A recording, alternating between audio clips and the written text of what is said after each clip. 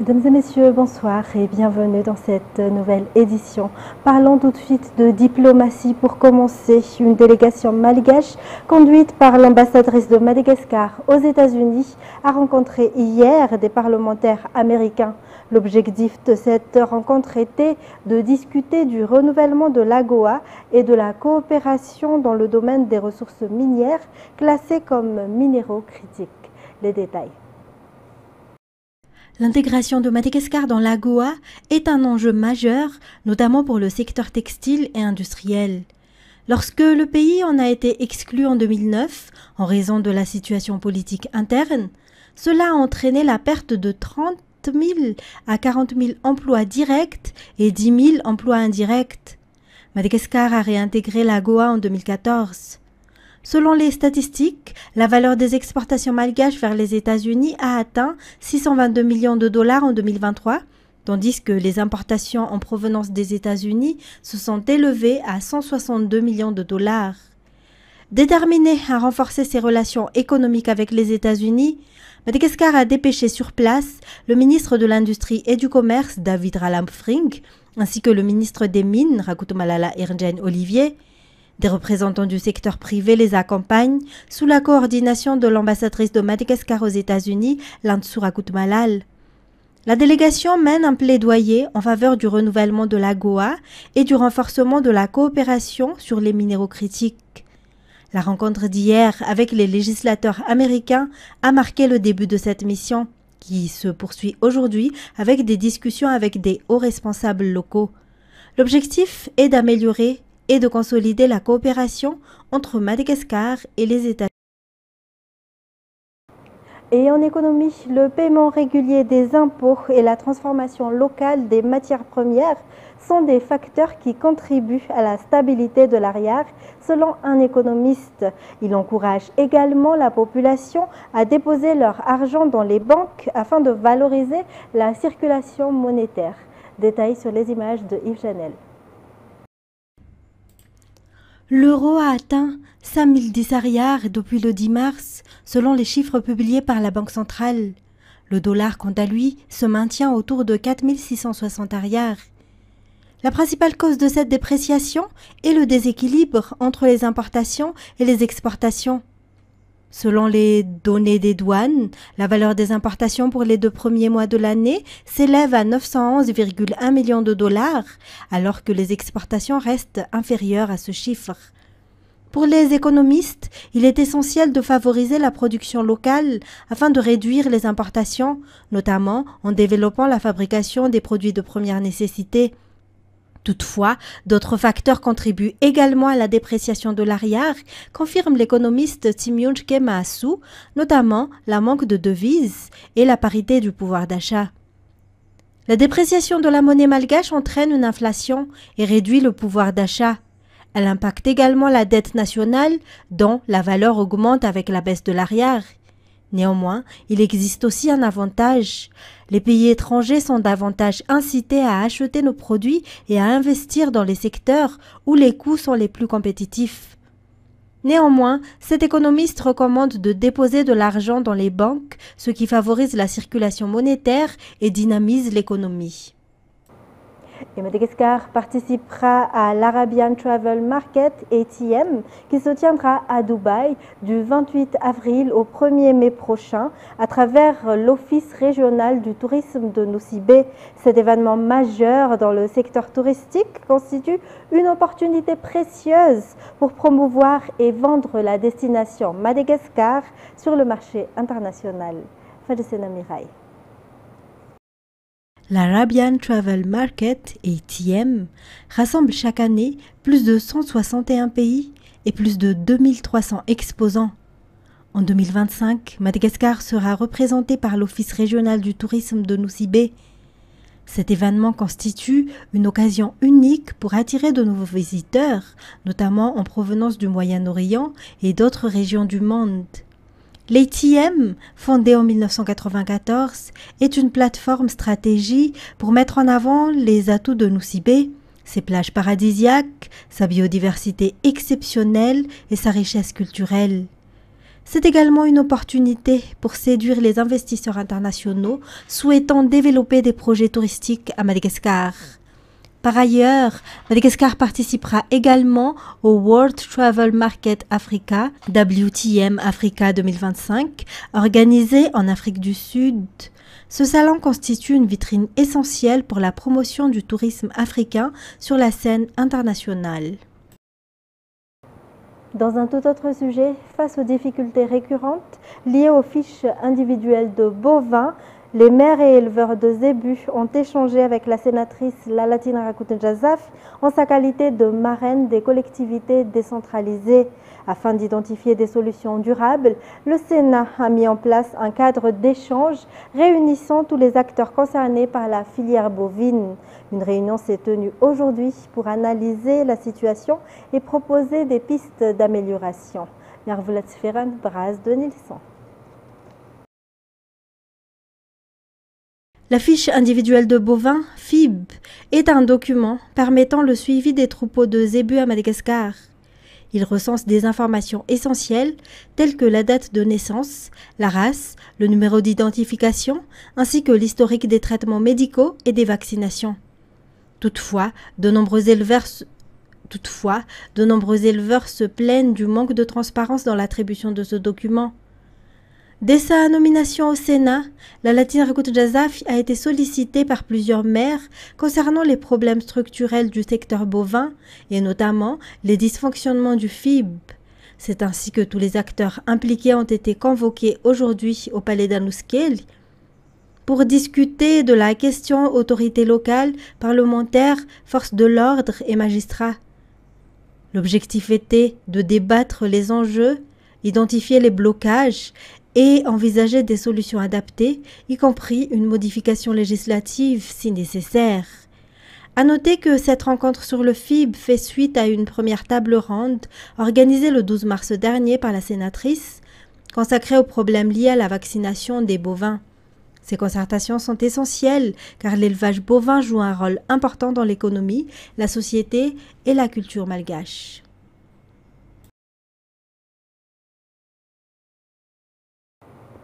Et puis les organismes chargés de la lutte contre la corruption à Madagascar entament une campagne de sensibilisation régionale sur la nouvelle stratégie nationale de lutte contre la corruption. Cette étape est essentielle avant la mise en œuvre effective des mesures prévues par cette nouvelle politique, selon les explications du président du Comité pour la sauvegarde de l'intégrité. L'objectif d'ici 2030 est de faire de Madagascar un pays où l'intégrité prévaut en éliminant la corruption et l'impunité qui freinent le développement durable. Indeniana Martina, Sai Sylvain et Sech Anjanab nous font le point. La mise en œuvre de cette nouvelle stratégie nationale repose sur 9 objectifs clés. Parmi les principales mesures figurent le renforcement des sanctions contre les auteurs de corruption et infractions assimilées, l'élimination des obstacles juridiques favorisant l'impunité dans les affaires de corruption, le démantèlement des réseaux corrompus dans 7 secteurs prioritaires, notamment justice, santé, éducation, sécurité, gestion foncière, finances publiques, jeunesse et sport, ainsi que dans 7 filières stratégiques, trafic d'espèces et ressources naturelles protégées, or, saphir, vanille, girofle, pêche et ressources maritimes. La réussite de cette lutte repose sur l'implication des acteurs locaux selon les responsables. C'est pourquoi le CSI et les institutions partenaires ont lancé une campagne de diffusion et de sensibilisation dans différentes régions. Tuamas et Mahajang ont été les premières villes à accueillir ces sessions d'information. Cette nouvelle stratégie nationale, qui s'étend sur 5 ans, vise à éradiquer la corruption, un obstacle majeur au développement durable de Madagascar. Dans les actualités sociales, les fortes pluies qui se sont abattues sur la région d'Analamang du 22 au 25 mars ont causé la mort de 3 personnes et fait 11 147 sinistrés selon le dernier bilan du BNGRC. Plus de 9 600 personnes ont dû être déplacées.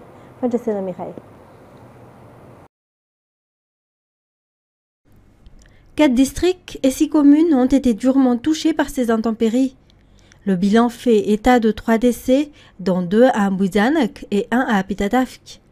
Les 11 147 sinistrés recensés représentent 3 152 ménages, avec une forte concentration dans le district d'Atimjan, qui compte 9 696 victimes. On dénombre également 680 sinistrés dans le premier arrondissement, 10 dans le deuxième arrondissement et 761 dans le quatrième arrondissement. Concernant les personnes déplacées, 5 258 individus appartenant à 1604 ménages ont dû être relogés dans des sites d'hébergement d'urgence. Les dégâts matériels sont également importants. 2583 maisons ont été inondées, 14 habitations ont été complètement détruites, selon le rapport du BNGRC hier soir. Et puis le syndicat des paramédicaux fonctionnaires est légalement constitué, a affirmé son président. Après une rencontre avec le ministre de la Santé publique, le syndicat a procédé à un premier rapport dans le district de Vuipen vendredi dernier. Les discussions entre le syndicat et le ministre de la Santé publique ont principalement porté sur l'amélioration des conditions de travail et des avantages sociaux des paramédicaux, selon le rapport du président du syndicat devant les paramédicaux fonctionnaires du district de Vuipen.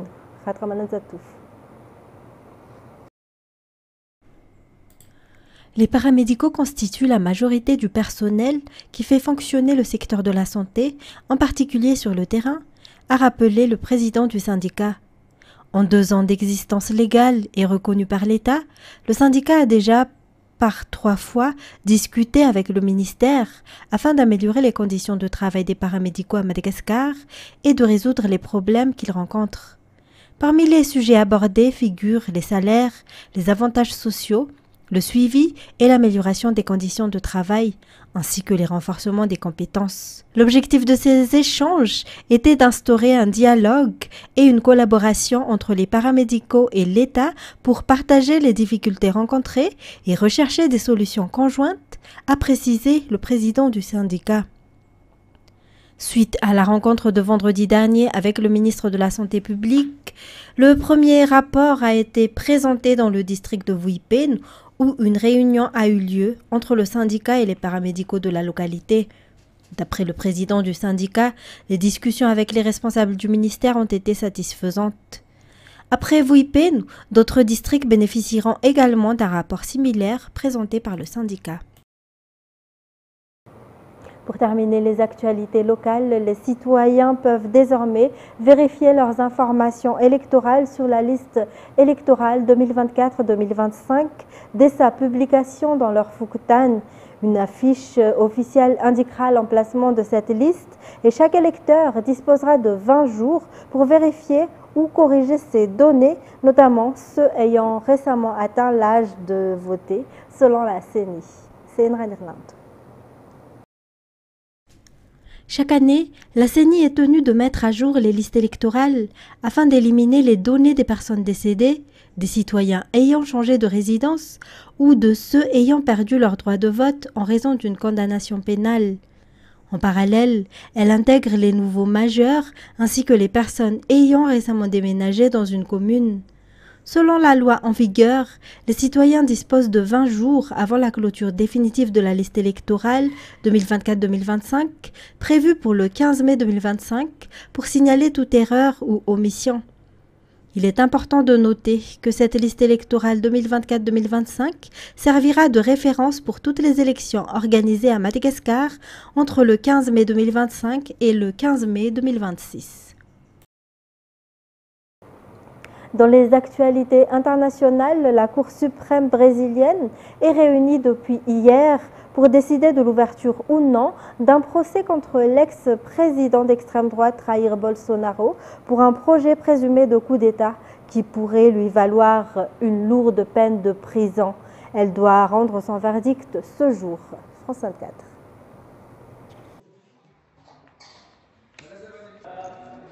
l'une des décisions les plus importantes de la vie politique et de la démocratie moderne brésilienne que vont devoir prendre ce mercredi 5 juges du tribunal suprême fédéral et décider s'ils ont suffisamment d'éléments en leur possession pour l'ouverture d'un procès pénal contre Jair Bolsonaro et 7 membres de sa garde rapprochée pour tentative de coup d'État. Le procureur général, lors d'une audience préliminaire ce mardi, a détaillé par le menu les chefs d'accusation qui pourraient peser sur l'ancien président, parmi lesquels tentative de coup d'État, organisation criminelle, destruction de matériel et détérioration de patrimoine public. Pour cela, il s'appuie sur un rapport de presque 800 pages accumulé par la police fédérale, des preuves écrites, des transactions financières, des échanges de messages privés, mais aussi des témoignages. Un témoignage en particulier, celui de Mauro Cid, l'ancien aide de camp de Jair Bolsonaro, qui a révélé l'existence d'un noyau dur, d'une organisation avec à sa tête Jair Bolsonaro, destinée à maintenir à tout prix l'ancien président à la tête de l'État. Mais plus grave encore, une organisation appelée coup de poignard jaune et vert destinée à assassiner Luiz Inácio Lula da Silva et son vice-président Geraldo Alckmin. Contre toute attente, à la surprise générale, Jair Bolsonaro était présent lors de cette audience préliminaire comme pour assumer qu'il n'allait pas fuir devant les responsabilités, qu'il allait assumer son destin judiciaire. Parmi les juges qui pourraient potentiellement ouvrir ce procès pénal, il y a Alexandre de Moraes, ennemi juré de Jair Bolsonaro, qui l'a condamné à 8 ans d'inéligibilité pour avoir remis en question le système électoral des urnes électroniques. Alors, dans sa garde rapprochée, on crie au scandale, au complot juridico-politique. Si ce procès est ouvert, eh bien, les avocats de la partie des accusés de Jair Bolsonaro auront plusieurs semaines pour préparer leur défense. Et parmi le spectre des peines potentielles que Jair Bolsonaro encourt, eh bien, il est assez large. Cela va de rembourser des dommages et intérêts à l'État, une peine d'inéligibilité, mais on le sait, il est déjà condamné pour cela. Mais plus grave encore, et c'est historique, il risque jusqu'à près de 40 ans de prison. Des slogans anti-Hamas ont été scandés mardi dans une manifestation rassemblant plusieurs centaines de Palestiniens appelant à la fin de la guerre avec Israël à Beit Lahiya, dans le nord de la bande de Gaza, ont indiqué des témoins. France 24. Où on a entendu ces dernières heures des slogans anti-Hamas dans plusieurs manifestations, qu'elles soient organisées ou spontanées dans différentes localités. Manifestations de quelques centaines de Palestiniens. Les images que vous voyez ont été authentifiées par nos équipes à Gaza. Claire Duhamel, on vous retrouve à Jérusalem. Ce genre de mobilisations sont très rares dans l'enclave. Bonjour Pauline, oui très rare c'est sûr, puisque si la critique du Hamas existe depuis longtemps, elle se fait d'habitude discrète. Or ces manifestations sont aussi la preuve que les gens ont moins peur du Hamas et qu'ils sont prêts à critiquer le mouvement islamiste au pouvoir dans la bande de Gaza. Depuis le début de la guerre, il y a eu plusieurs opposants au Hamas qui ont été exécutés après avoir notamment publié des messages sur les réseaux sociaux.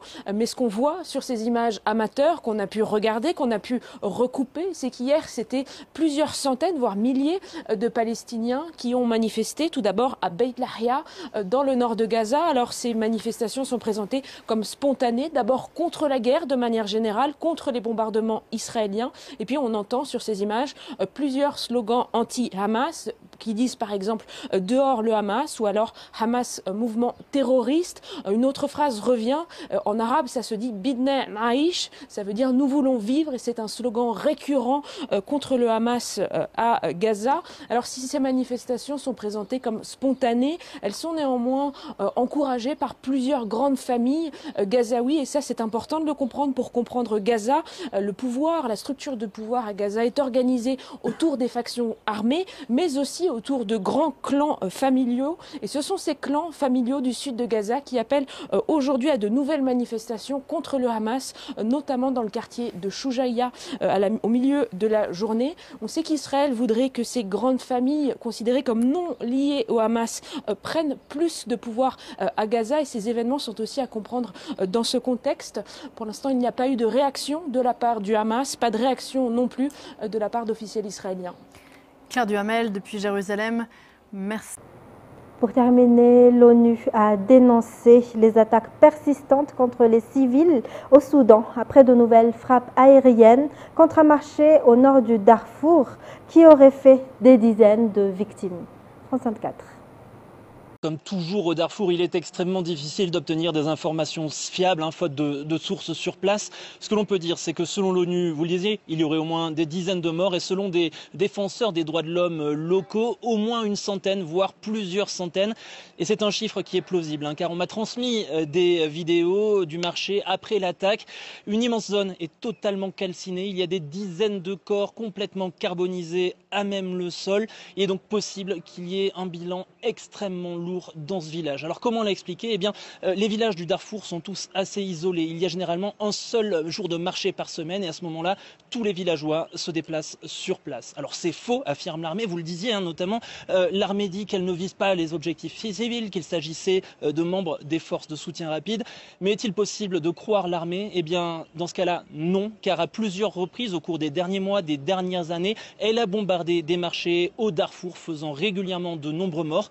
Comment expliquer ces bombardements? Eh bien, le Darfour est quasiment totalement aux mains des forces de soutien rapide. Seule une ville résiste encore et toujours, c'est la ville d'El Fachir, la capitale du Nord Darfour. Elle est assiégée par les forces de soutien rapide depuis mai 2024 et l'armée bombarde régulièrement pour essayer de faire partir les RSF et pour essayer de réussir à sortir de cette ville. Eh bien, tout dépend de la ligne de front dont on parle. Au Darfour et au sud Kordofan, les forces de soutien rapide semblent toujours être en mesure de l'emporter. En revanche, à Khartoum, les choses évoluent de plus en plus rapidement. L'armée parle d'un tournant dans la guerre. Il est toujours trop tôt pour le dire, mais elle progresse. Vendredi, elle a réussi à capturer le palais présidentiel. Ces derniers jours, elle avance dans la capitale. Elle a capturé le musée national ou encore la banque centrale hier. Mais il est important de noter que tous ces bâtiments se situent dans le même quartier et il sera extrêmement dur de progresser plus en profondeur. Khartoum est une ville très grande avec de très nombreux immeubles. Il est très facile pour les forces de soutien rapide de s'y cacher, d'y positionner des snipers. Et je peux vous le dire, j'étais sur la ligne de front à Khartoum avec l'armée il y a environ un mois. À ce moment-là, les militaires étaient terrorisés par les snipers. C'était ce qui freinait le plus leurs avancées. Les forces de soutien rapide ont d'excellents snipers, disait-il. Il y a aussi les frappes de drones qui sont de plus en plus fréquentes, qui font à chaque fois beaucoup de dégâts sur l'armée, notamment vendredi dernier, lorsque l'armée a repris le palais présidentiel. Les forces de soutien rapide ont frappé avec des drones. Cela a tué notamment 3 de nos confrères de la télévision soudanaise. Mais une chose est sûre, l'armée parvient à progresser. Il y a des vidéos qui sont sorties sur les réseaux sociaux hier montrant des membres des forces de soutien rapide qui quittaient la capitale. Alors, s'agit-il d'une retraite? Il est trop tôt pour le dire. C'est ce que voudrait croire l'armée, qui affirme qu'elle va bientôt reprendre la capitale. Mais quand bien même ce serait le cas, cela serait loin de marquer la fin du conflit au Soudan. Et c'est la fin de cette édition. Merci pour votre attention. Restez avec nous tout de suite après la série Strike Back. Au revoir et bonne soirée sur Viva.